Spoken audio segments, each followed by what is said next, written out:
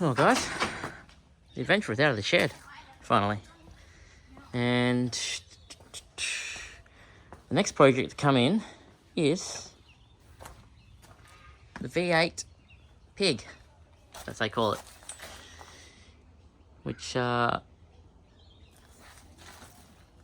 going to be like a whole other project. But I'm going to go right there in the background. I haven't yet put the bonnet back on this. I'm getting around to that. Just wanted to make sure I did some very last few minute tests on there. Checks.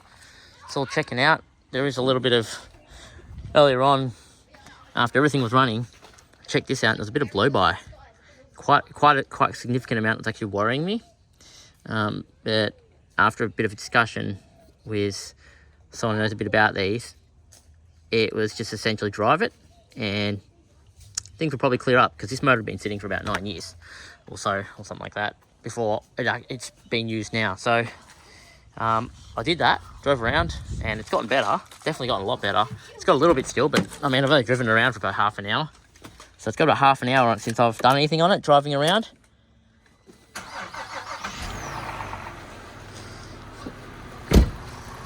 And it's behaving.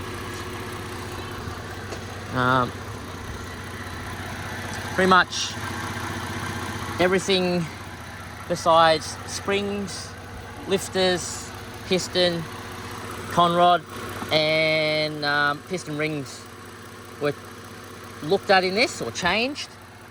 Those other bits we assume would have been pretty good. There's a video in the top right corner now if you want to check out just kind of a run through of what we did on the motor and kind of how my old one died while I and all the work I did in the shed, because we did it all in here, this little space here pretty much. And well, I guess we got a new project starting, guys. So once I get the bonnet back on that, not this weekend because I'm going to see some family this weekend, but next weekend, since we are no longer going to Dargo due to the floods here in Victoria, we'll back this one in and we'll get a look at this V8. Now, like the other Adventurer, I know nothing about this motor, but there's a lot of stuff available. If I can...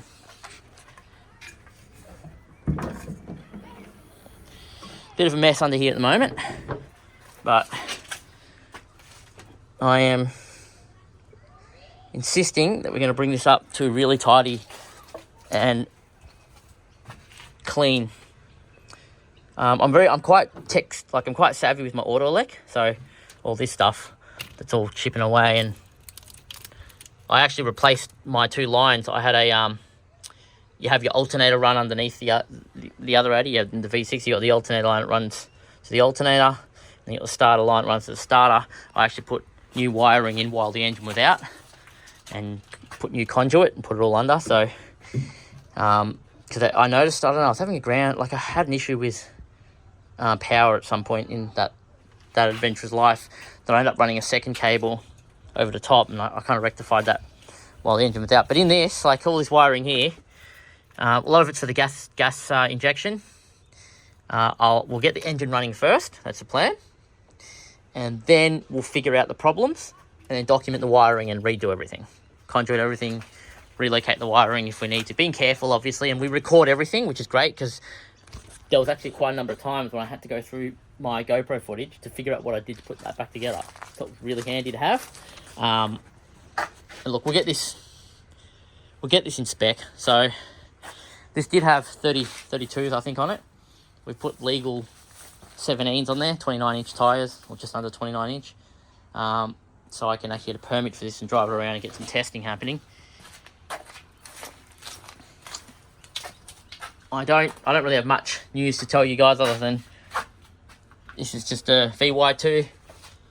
I think most things are standard. I'm kind of convinced it has a high stall converter in it, torque converter, because you need to rev it up quite a bit to get it moving. So I don't know, and it's very interesting. But we'll get a closer look to this.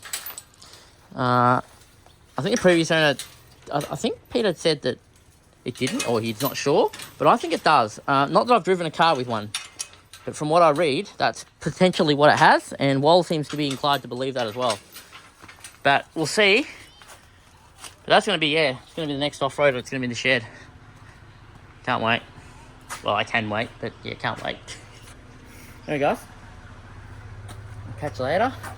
Let's turn this car off.